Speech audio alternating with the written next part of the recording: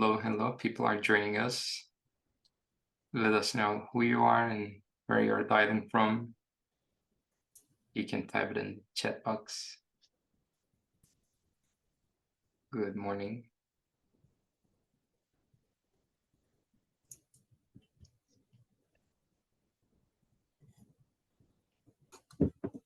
Let's wait for another minute for the folks to join us.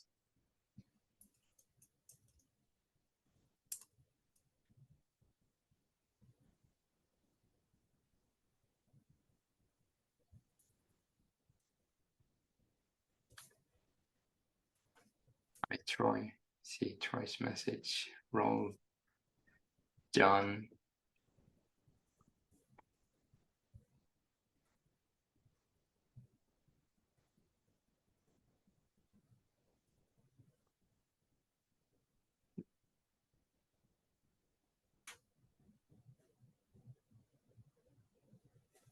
I think we can start right now and people will join us.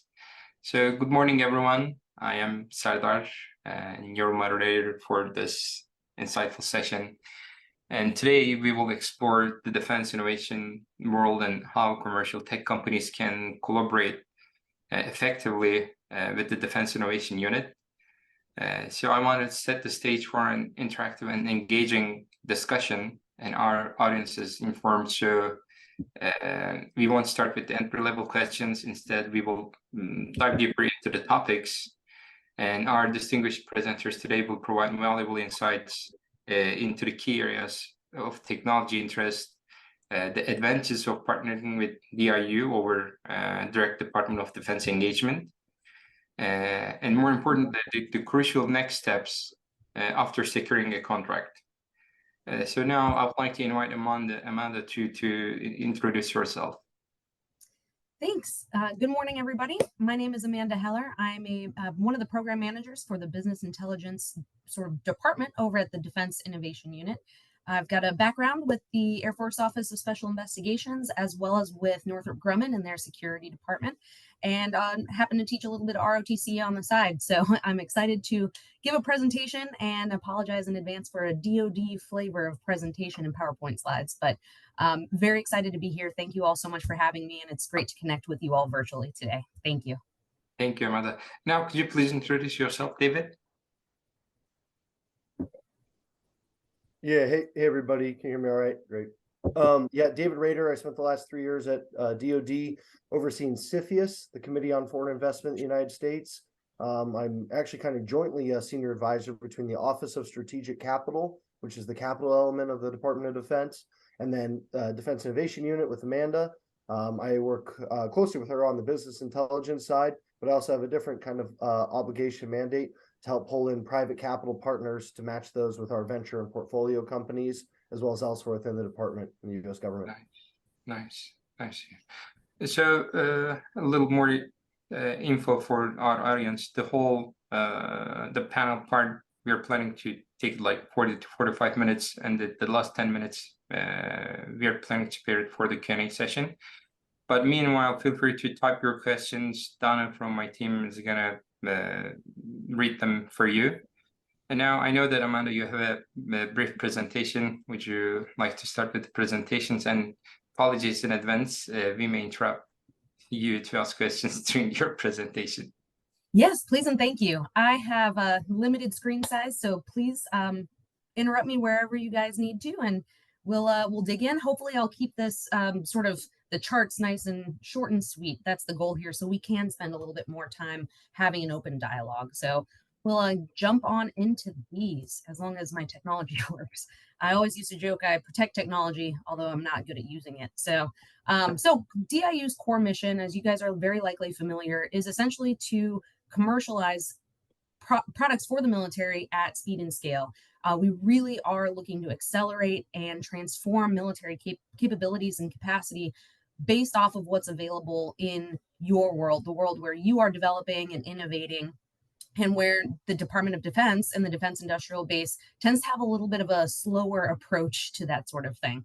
And the whole idea behind this is really to strengthen that national security innovation base and propel our innovation even further down the field as fast as we can. So those key differentiators that you see on the screen here that DIU brings, as opposed to sort of the traditional defense sort of military industrial complex, is a very unique project lifecycle. I've got a couple of diagrams to share with you on that. The ability to work across the entire Department of Defense and other key United States government agencies as well, to really put your technology and your solutions where there is the most need and the most value there. And of course, integrating as fast as we can based on our sort of missions and our stakeholders to get the great ideas, the great solutions and products over to the warfighter, and in an uncompromised and smooth way. So we wanted to talk a little bit about technology focus areas. So I wanted to hit that just right off the bat. DIU's 6 main verticals are these: AI/ML. Of course, this is really key in our sort of society these days. A lot of discussions there. Autonomy, all of your unmanned systems, or using sort of novel approaches to make regularly, or what used to be traditionally manned systems, make them unmanned, make them autonomous. For example, a tank that drives itself, pretty cool stuff there. Cyber and telecommunications, a note on cyber, in addition to propelling new ideas and moving interesting things into the warfighter's hands downrange as far as cyber and communications goes. We also look at cybersecurity aspects as well. So that sort of all fits into that sort of vertical there. Energy is a big one, of course, as we move into different types of renewable energies, things that we haven't really tried before in the past, sort of, especially from the slow moving typical route of the government, getting that sort of new ideas and fresh feeling of, how do we supply energy to the force? How do we supply energy to, different types of infrastructure as well as really cool renewable resources for potentially, different types of batteries and different types of systems that can allow things to work in a really cool, maybe austere environment, or other types of options there. Human systems covers our bio stuff, our biotechnology, biomedicine, various topics along those lines, but as well as really interesting things such as a recent project that I helped work on was the reimagining the polygraph. We have not changed the polygraph in basically the decades since it was invented, and has been used essentially the same way ever since. So how can we figure out a better way to do that so that we can make sure that our security clearance process works the way that we intend it to, or that we can do different types of credibility assessments involving human beings and different kinds of systems to make sure that we're really getting the most value and the most the best result out of that in an unbiased way. Yeah. And of course, space is huge. Space is our final frontier, so we say, and that is absolutely one of our key focus areas for DIU as well. I do have a quick question actually over here. Yes. I mean, it feels like you're covering all the major technology areas. Are there any areas that you're not interested at all? These are our main focuses. As far as not interested, so DIU kind of encompasses a lot of these technologies. Typically, when we put a commercial solutions opening out, we are focused sort of along these lines. However, we do have various types of products, technologies, companies, folks that are doing research in sort of tangential areas that also kind of line up with some of these lines of effort, and those sort of all blend together. So to answer the question sort of succinctly, there's not really anything that's particularly off the table, but that topic might just be blended in with sort of one of these bigger umbrellas in order to propel the project down the road. Of course, if there's something else that's really, really not kind of like a great fit into any of these, and it doesn't match up with one of our projects that we have going on at the time, we stay in contact through the commercial engagement team to make sure that when we do have that need, or we identify a place where that fit is a best fit, then we can reach back out to the company, to the entity, to you, and to be able to say, hey, now we're ready. We've been thinking about this. We've got the team ready. Let's go and do this together. I see. So having a long-term relationship is also key for the companies with the DIU. Yeah, relationships are how we make the world work, right? Definitely. So definitely keeping us, we stay pretty well informed with the sort of what the market looks like across these various portfolios.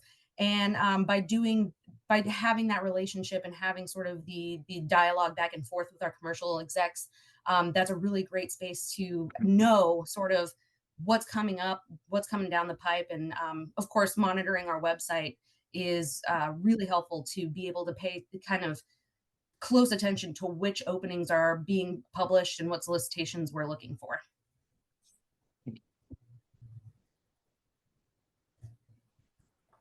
Awesome. So very quickly, wanted to mention, we have a really solid transition rate from sort of the idea and the solicitation stage all the way to, hey, we've got this in people's hands. Our brothers and sisters downrange are actually using this.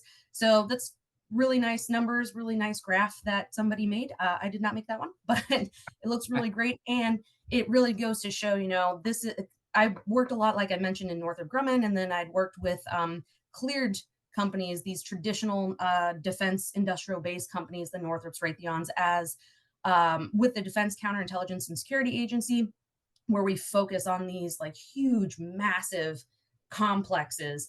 And we would not see probably transition rates like that, especially in this amount of time. So when you've been thinking about how do I, you know, do my part for the government, how do I get my commercial tech out to somebody who can use it, that's in uniform or potentially supports the uniform service, this is a quicker way to get it where it needs to go in an uncompromised way. So a really quick sort of just to what I was speaking to a moment ago, that right side of the screen there is that defense specialist. These are your big companies that are working on this military unique system that are very, very kind of in their lane. This is what they do. This is how they do it. There are specific military needs. Maybe they've been doing this for a long time, or they're a smaller company that has managed to sort of over the years make it to the process where they are, make it through the process rather, to where they're sort of one of these unique defense specialist type companies. Where DIU is at is over in that second space that highlighted in the different shade of blue. We're adapting what you already have, leveraging what you've already, the great idea that you've already put out there, with maybe already fielded commercially, tweaking it, refining it, and matching it up to a critical need for the Department of Defense. So this, like I keep saying, it's fast. I keep saying it's a lot faster than the big juggernauts that we're kind of used to when we think about defense sort of space. So this is sort of a breakdown of how quickly this project life cycle actually does move.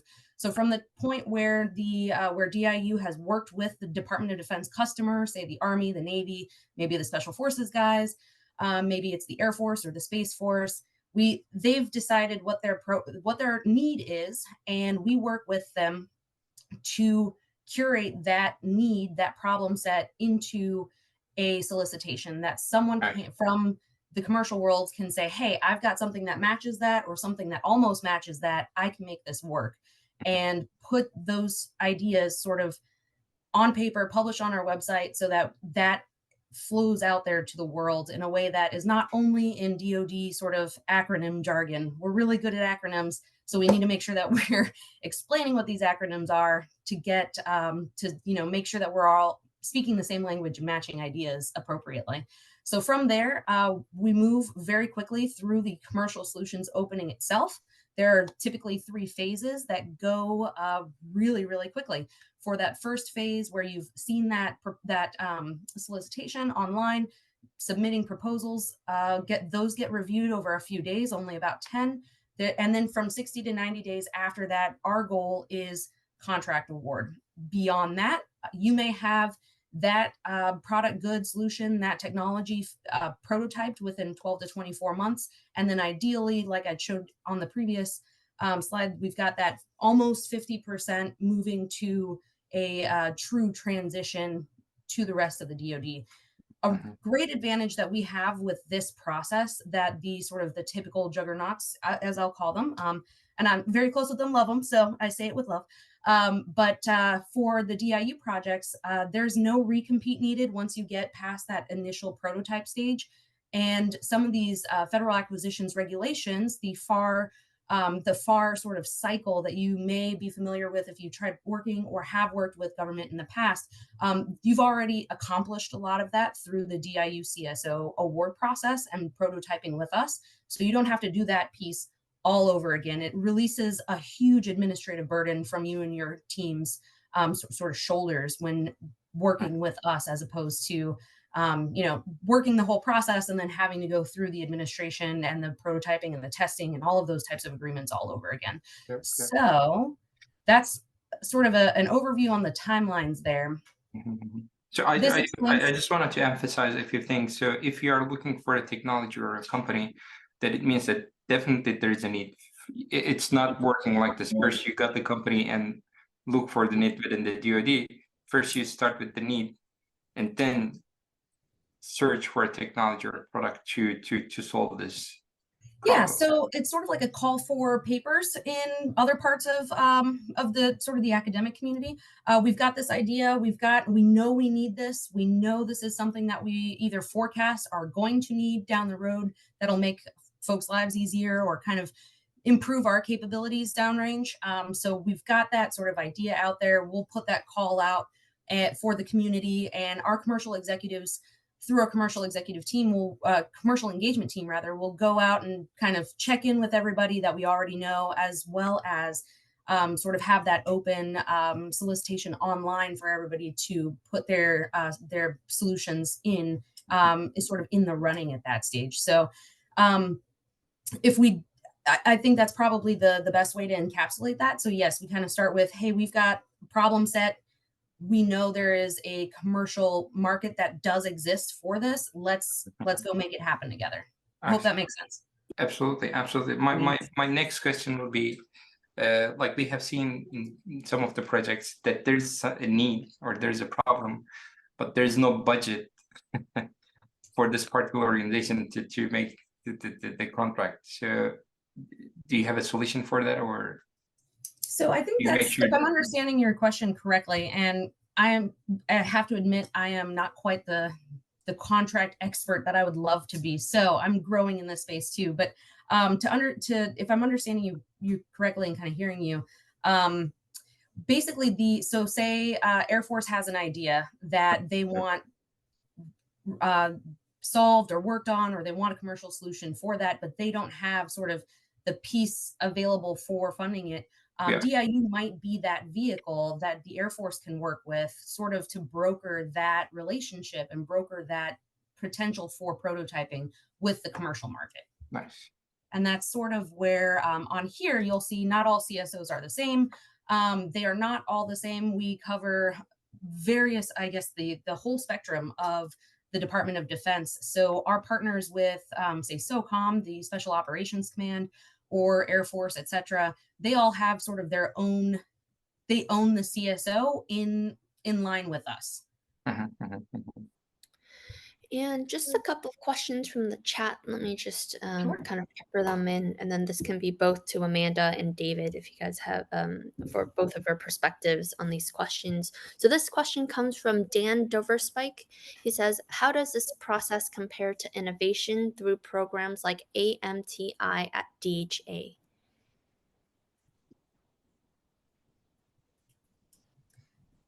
Dave, do you want to take that one? Yeah, I sadly, I don't know. I don't have a good answer for that. DHA, the Defense Health Agency, and some of those who do like CRADAs and stuff. I can't give you the specifics. I can just kind of, again, get back into ours on kind of the CSO process.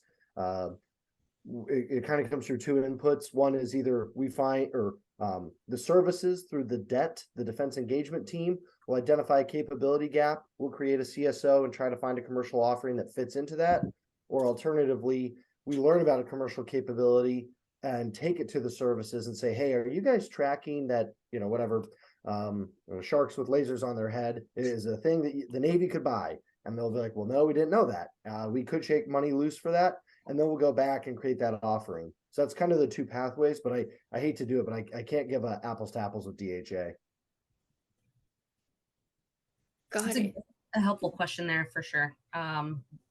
DIU's process is pretty unique. Got it. Sounds good. And then another one is also from Dan is, I remember rapid fielding initiatives back in 2006. Is that similar to what DIU does? No, I would put that in the Rader program, close to the last name of mine, not named after me. It's the RDER.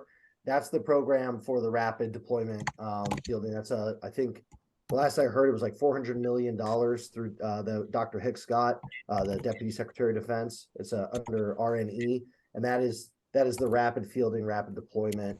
You also have the JRAC, the Joint Rapid Acquisition Cell. That's within ANS. So that also has some of those flavors. There's probably one or two more I can't think of, but those are the appropriate programs for that. However, DIU, and I saw, I think Mr. Zaire was on the call here, and he can validate this too. Yeah, John Zaire's on. But DIU's kind of fastest movement from hearing the pitch to getting money on contract is 29 days.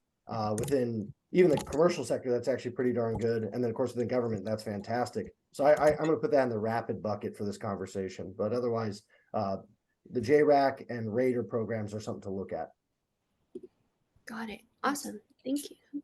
And then one more question before we move on, and then we'll save the rest for later. There's one from Felipe Lima. He says, are there differences in eligibility of foreign companies compared to US-based companies? So we also have kind of no geographic limits. I mean, obviously China, Russia, North Korea, Iran, maybe don't submit. Otherwise, yep, no issue. We've partnered with companies in over 20 countries. I think we have 17 ongoing right now, or 16. And so, you know, when you look at like the CIBR program, you have to have a US LLC, or it has to be 51% US owned. We don't have that. We have no geographic barriers. We actually are looking to increase our international footprint. And so we're trying to think of other allies and partners we can tie in, both, of course, NATO, Five Eyes, AUKUS, but also just general partners that we think there's meaningful technological engagement on. Awesome. Thank you. And then I'll pepper in later on, but yes, thank you so much. Perfect.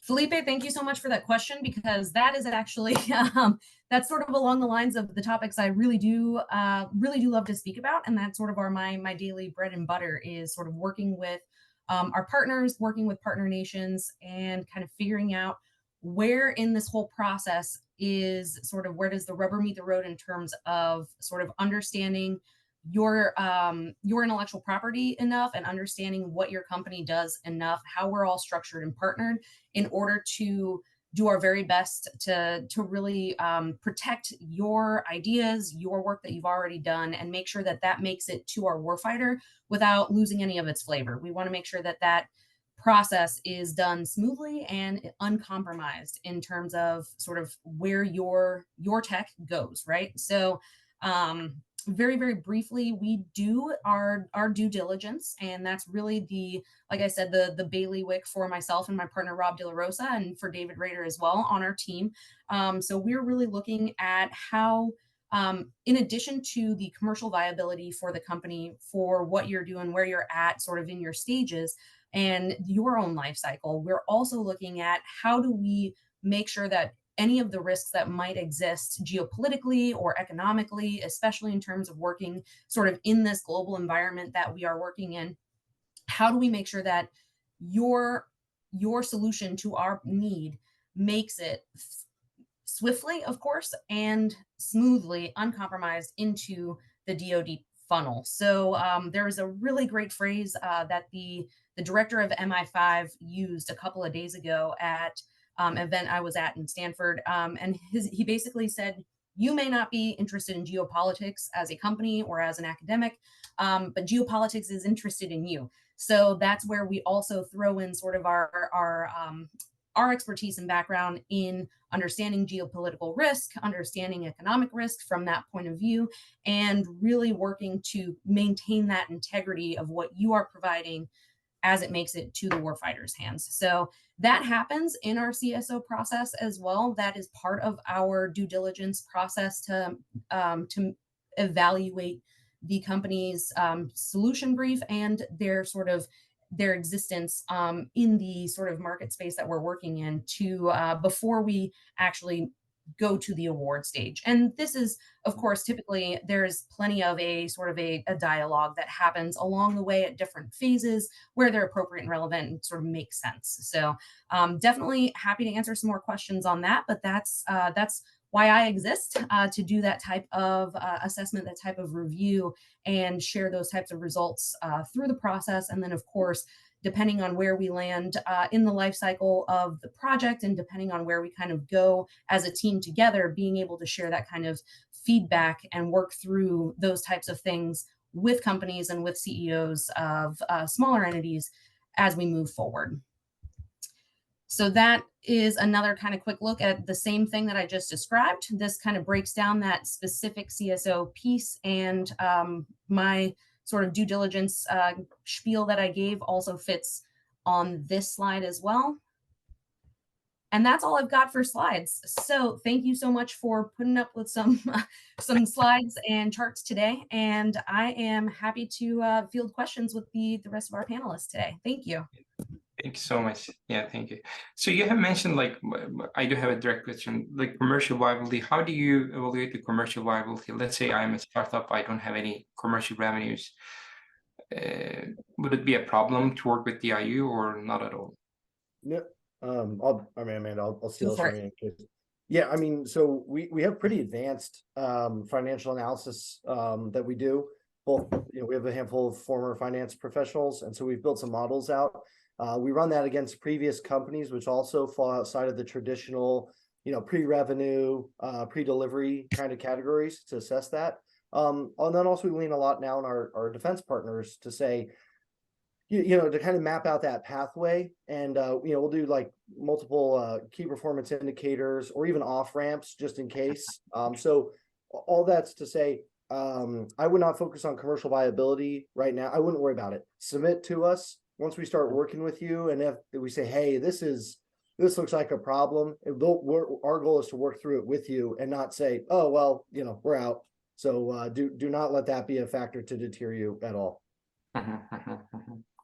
I'm following to that. What advice would you give to the companies that looking to engage with DIU for the first time, and what are the common pitfalls that they should avoid?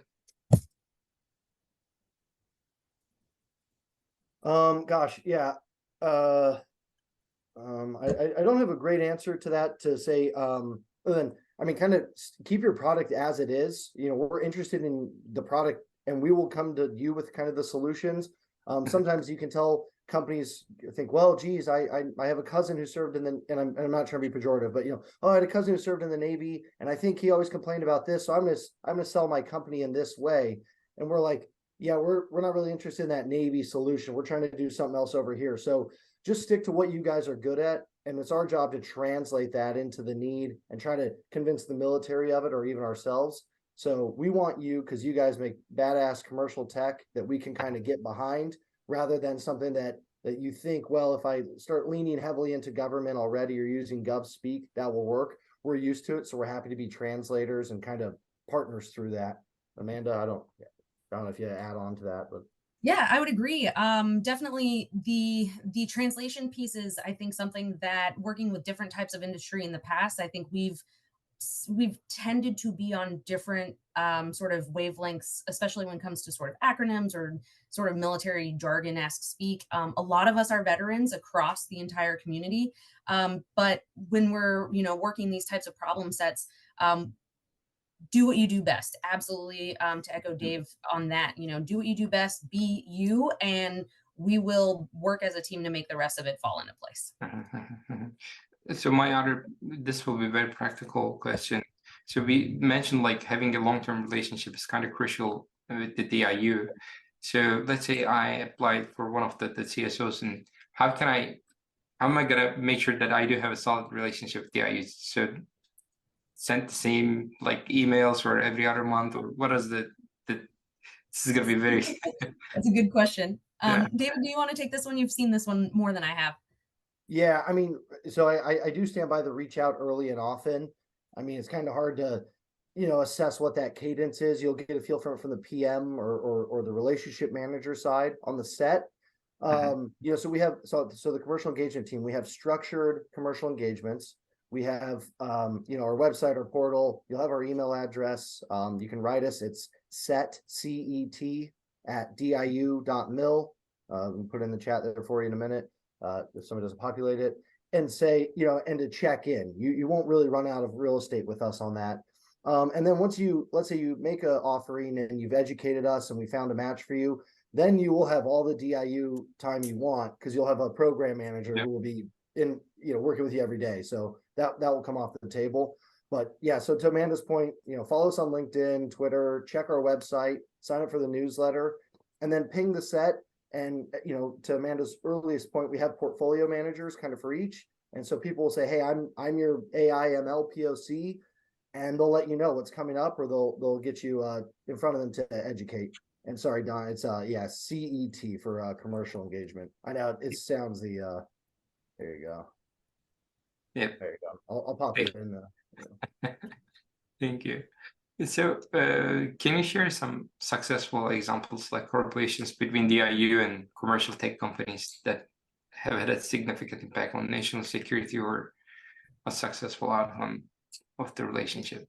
Yeah, I mean, so you have, you know, Anduril, you can put in that bucket. SpaceX, you can put in that bucket. And then Joby is another one, JOBY. And I'll kind of run through that. So they make or they were making commercial light craft helicopters, kind of akin to like an Uber. So you could go from downtown San Francisco to the airport. And we thought, well, geez, there's definitely military application there between first responders and Navy SEALs and kind of everything else. And so pulled them in, got them airworthiness rated by the Air Force, which is a long, arduous process, but because of the relationship.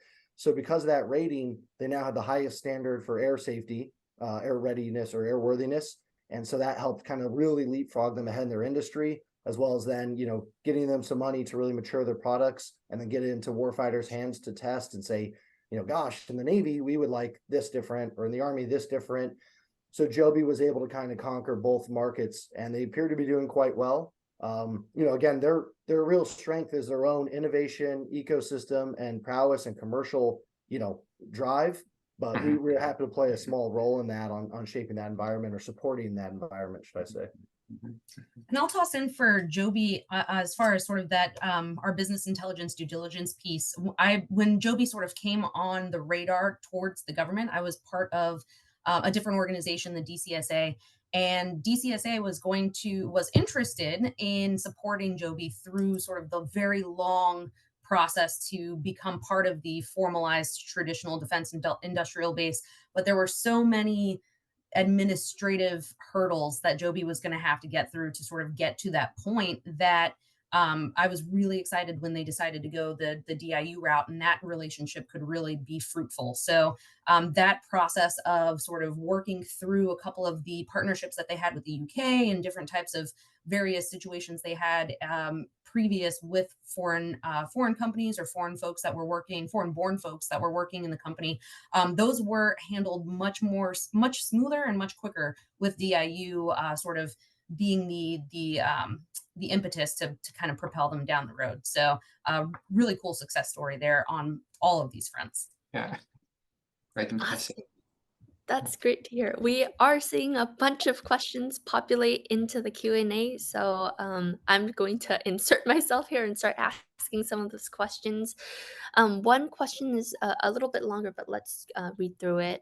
If we're working with some warfighters on adopting commercial solutions, say a specific satellite, to fit the additional defense needs of refueling and additional mobility, if and when should DIU get involved? Where do we take this for driving the potential innovation? So it sounds like they're already working with some warfighters, maybe even talking to some of the PEOs.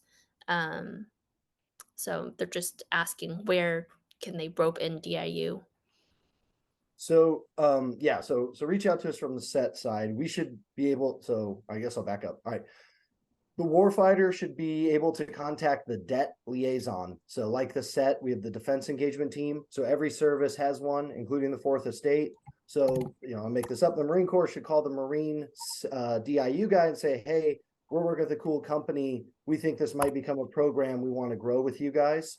They'll take that back to us on the set. You know, and then we put it in the pipeline. And then the inverse of that is reach out to us on the set and we'll say, hey, Det, we just learned this cool tech. Apparently they're working with a warfighter and we think this is something we could plug into. And so between those two pathways, you know, it should go forward. We still screw things up occasionally, but yeah, and John Zare, who was at DIU for a long time and is super knowledgeable in this space, just commented too.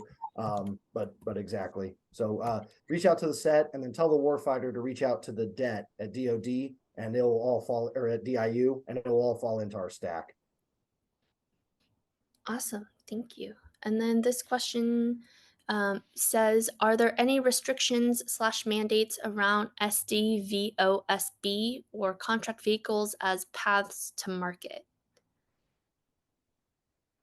The contract view, yeah. So again, Amanda and I are neither contracting pros. So I know that we just largely use OTs, other transactions, or OTAs, other transaction authorities. That is the fundamental contracting vehicle. And so within that, about the service, you know, veteran, disabled, all those kind of categories, I don't have a good answer. I think OTs kind of get special in that area, but you know, we're happy to connect you to some of our contracting folks or find that information, kick it back. Because if I tell you, I'll tell you wrong, and I think I've already been wrong. So I'm gonna stop once. Okay, awesome. Thank you for that. Okay, and then this is a question back to the international. So to Felipe's questions from Gabriel, to Felipe's question, how does this differ or apply specifically to technologies operating classified environments, specifically to companies from Five Eyes community? Yeah, Amanda, I mean, I'm talking a lot here. So, you know, our primary focus is pure commercial. That is not classified. It obviously can get scaled up to that. We have no problem with that, but we try to operate in keeping the commercial tech as commercial as possible into the end user. And if they need to jump it up into that world, that's a decision to be made. We obviously support programs that are classified through the intelligence community and other parts of the DoD. So again, I wouldn't worry about any limitations on that. It's a muscle movement we have. But a lot of companies I also know think, oh, my product would ultimately probably fall into classified land. And, you know, I'm not sure, do I get a clearance? Don't worry about that yet. Get your product to us, let us see it, and we'll kind of figure that out on the back and then pull in DCSA or the Bureau or whomever's required on the rest of it. But Amanda, you're more of the space. Absolutely. That's all absolutely correct. And I'll just, you know, shameless plug for myself and Rob, who wasn't able to join us today. He's actually overseas himself. But shameless plug for us, when we kind of get to that point, we're taking your unclassified, your commercial technology, and potentially going the program of record route to maybe work in a classified space or kind of fit that need. Rob and I are very familiar with DCSA. We're very familiar with the sort of that whole world, the process that goes into all of that. So once we're kind of in that stage, Rob and I will reach back out and work with you to sort of set up maybe a security education training and awareness program, a CETA program, if you don't already have one, or to help supplement that conversation. And then, like Dave had said, you know, make those introductions with the military counterintelligence or military criminal investigative organizations, with those offices, the OSIs and CISs, as well as Bureau and DCSA, however that works, to make sure that you're getting that coverage and that support from those teams as soon as we hit the road. And that's absolutely, I would like to think, is a really cool differentiator that DIU and that our business intelligence program brings to you through this process too. Thank you. Thank you. And then we have another question from Gazelle Rastegar. How do health or human-related companies get assessed? So we have a great colleague named Eric Alborg. He rotated over from a few years at HHS. So between his background at Health and Human Services, his relationships at DHA, they put it into that bucket. So it's the same thing. Amanda and I are not qualified to speak on like biotech, but Eric and his colleagues are. And so whatever you offer to them, they will be the deciding factor between HHS, DHA, and then just general commercial capabilities. And they all have commercial backgrounds too, also. So again, super qualified to make that assessment. But yeah, so we'll refer you to the guys and girls who know what they're doing. Awesome. Thank you for that.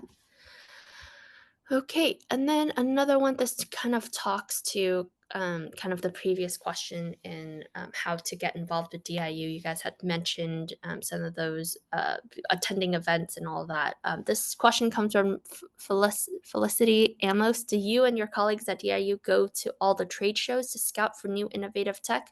And if so, how can those small companies learn how to meet with you while you're there?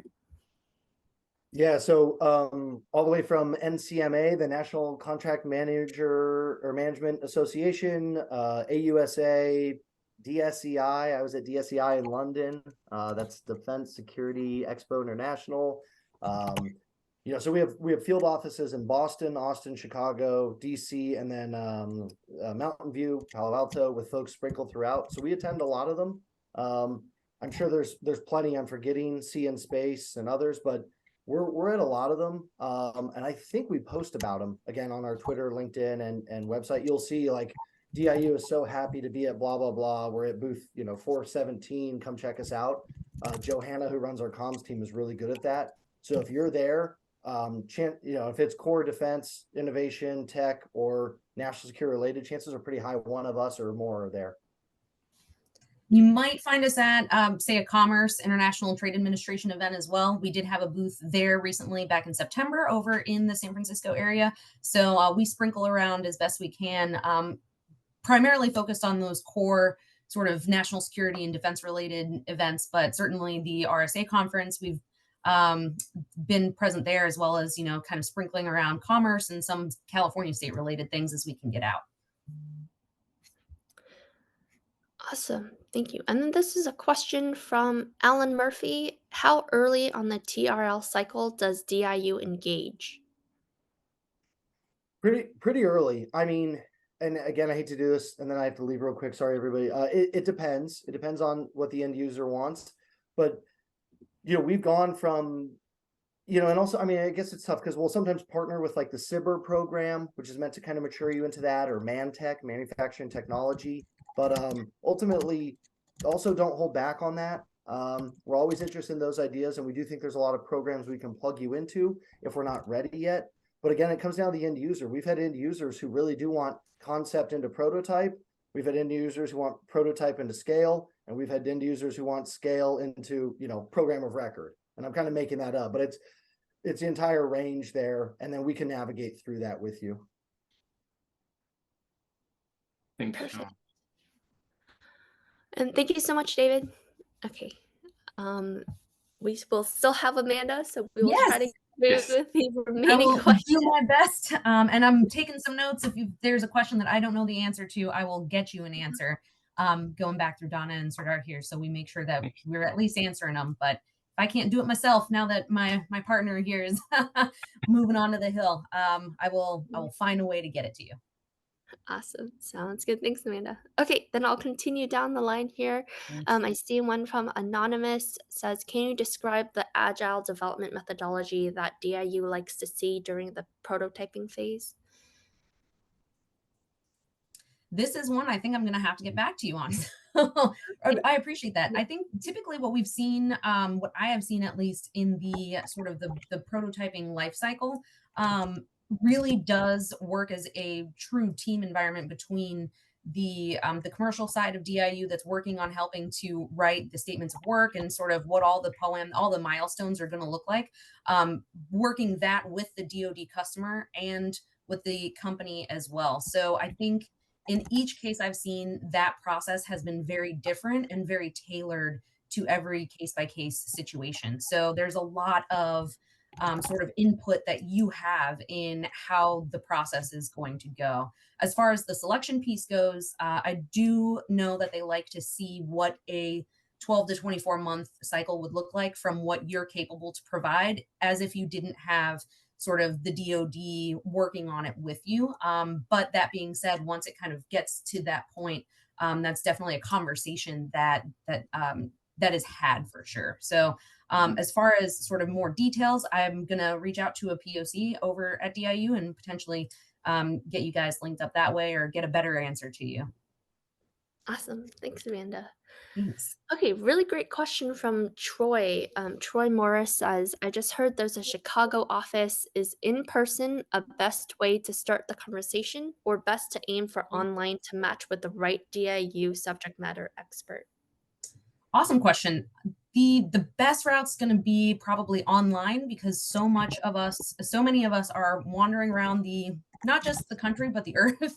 So your commercial executive that might be the best fit for you to start that conversation, or your defense engagement team exec, is probably somewhere in another time zone. So it's the easiest way for us to kind of manage all of our sort of workflow and all of our requests as they come through. And we have a phenomenal, like David Rader had mentioned as well, a phenomenal sort of LinkedIn person. Our comms team is just fantastic. So if you use our inquiry on our sort of contact us inquiry form, or shoot an email over to the CET at diu.mil, we will be able to process that. I think that's probably the easiest route. Although I haven't been to our Chicago office yet, and I would love to. We have wonderful chairs in Mountain View, and you guys are welcome to certainly stop by. But we tend to either not be in the office more often than we're actually there. So we want to make sure we're paying attention to you. Online's the easiest way to do it. Awesome. Thanks for that. Okay, I think these two questions are pretty much related, but this is from Anonymous. Can you talk about how you engage primes throughout your process? Primes like Boeing and Lockheed, and then to that also same line, have you collaborated with the Office of Strategic Capital? So primes and Office of Strategic Capital. Sure. So primes, sometimes a prime will submit a solution through our CSO as well, even though this is typically not what we're looking for. But say they've got an arm of Raytheon that does something that the rest of Raytheon hasn't really done, or that's not otherwise funded. They've got a really great idea that they've come up with internally and hasn't quite made it through the wickets yet. That is something that does happen. Engaging with the primes through that process basically follows the same process as if they were any other company. So there's no sort of, we don't pay any extra attention to them, but they get the same attention everybody else gets as well. So we like to kind of treat this as an even playing field across the board. When it comes to sort of my aspect, sort of my piece of reviewing and doing some due diligence on partnerships and things of that nature, that also is still part of the process, so that we can make sure that we're working with partners that are going to kind of stay partners throughout the whole process with us, even if the larger Raytheon has, a clearance and a cage code associated to them already. So that's sort of the primes. Hopefully that gives you a little bit of an answer there. Happy to go into it deeper as well. And then the Office of Strategic Capital, yes, we do engage with them. They engage with us, and they do have some really great relationships, particularly with David Rader, who would have been perfect to kind of dig in more on his experience working with that particular team. But we certainly do work with them and a few other defense investors through the Defense Investor Network as well. So we work both on sort of the very government side of various types of capital, and then also through private investors who are supporters of specifically investing in defense. So it sort of spans all sides, commercial and government, in that way too. Sounds good. Thank you. And then we have a question from Mark Colby. This is more of a specific question to his company, so not sure if we'll be Maybe, before getting to that, he also has another question, such as if a company presented to DIU and you know them, still do they have to keep submitting for each CSO? Or great question. Yes. Yes, please submit for each CSO. It can be the same solution the same briefing that you provided previously, but please share that with us on the new solution, because it might be previously you were working with the AI/ML team, and maybe this is an autonomy sort of CSO, and that team might not have the record. We keep all of the records sort of housed internally in our holdings, but just to make sure that I want to make sure that your name's seen every time. So please just drop it in an email and toss it over. That's really helpful. Awesome. I'm just typing the answers down. I saw Felicity's. Sorry, that was a furry creature. Thank you, Felicity. That that brought me joy. Thank you. And then yes, back to the specific question that he had, just to ask it. His company presented in person for the TAR solicitation, and we're told DIU had 180 days to get funding for the proposal.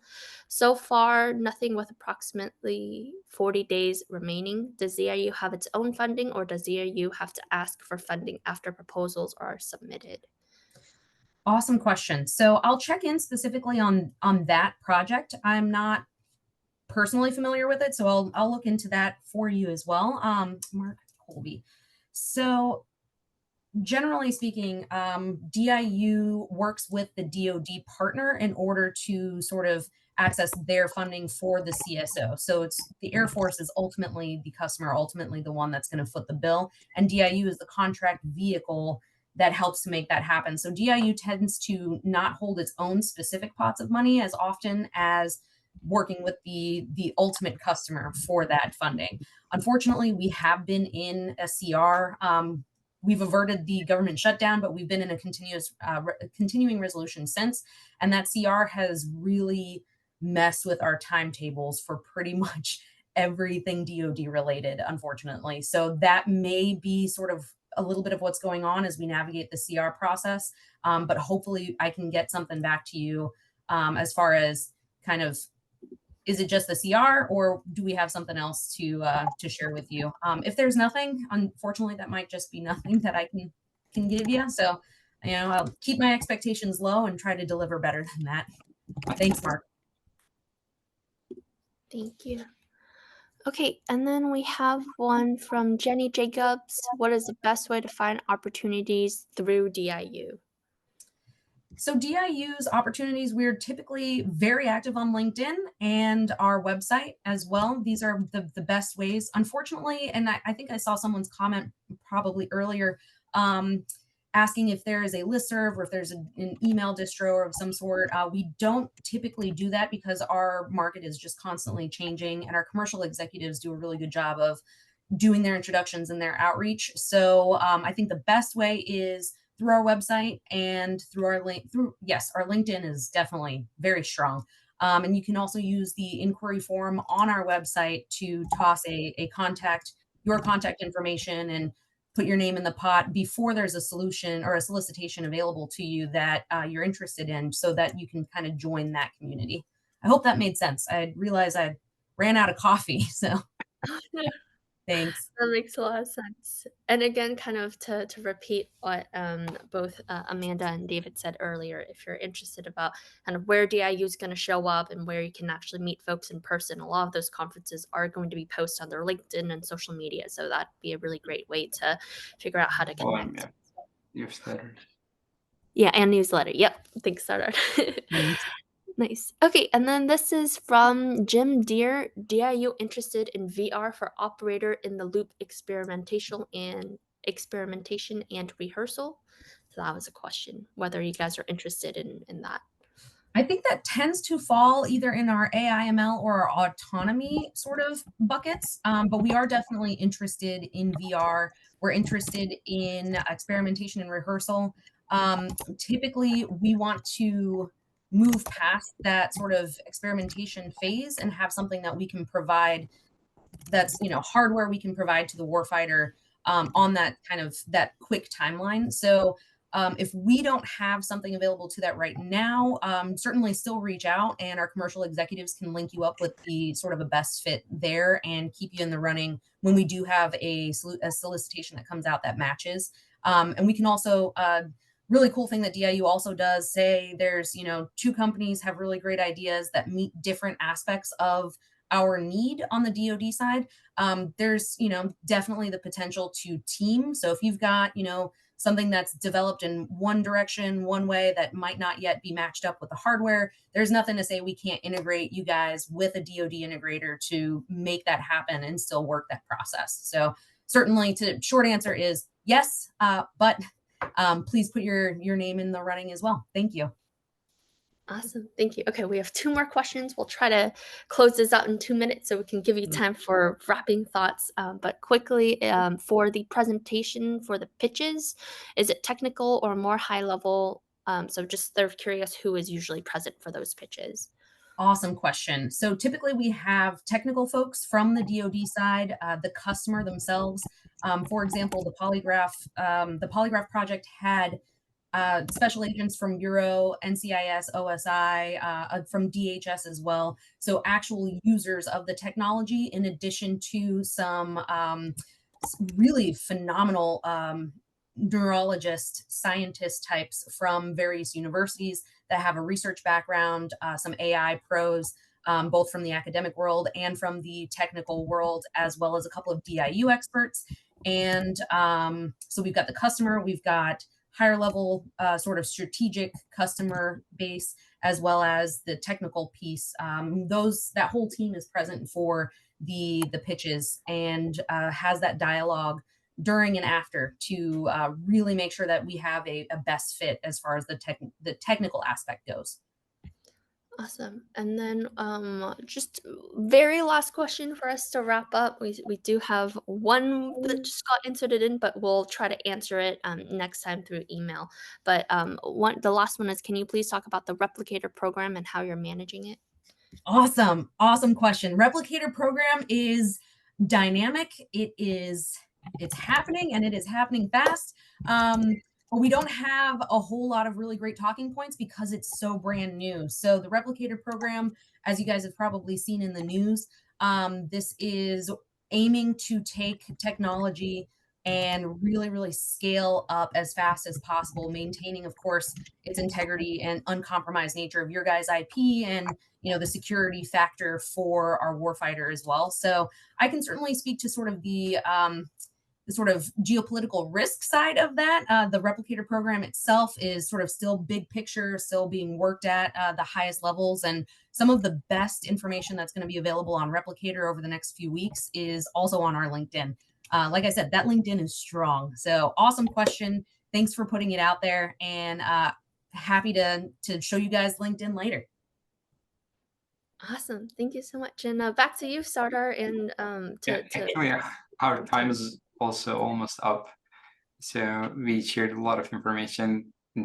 Thank you, and thank you very much for joining us, Amanda. And a big thanks to all the participants for their active engagement. And yeah, this turns to a fruitful relationship between DIU and our companies.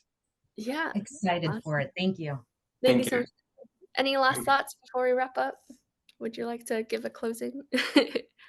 No, I hadn't prepared a closing. Thank you all so much. Please, I guess I'll go YouTube style on you guys, subscribe and like on LinkedIn. We'll keep our relationships alive. And I'm really excited to see you guys out and about out there in the DIU world. Thank you. Thank you. Have a great Thursday, folks. We're going to end the webinar here. Everything will be posted to YouTube, and the link will be sent out to all those who registered. So thank you so much, and have a wonderful rest of your Thursday. Thank you. Bye, folks.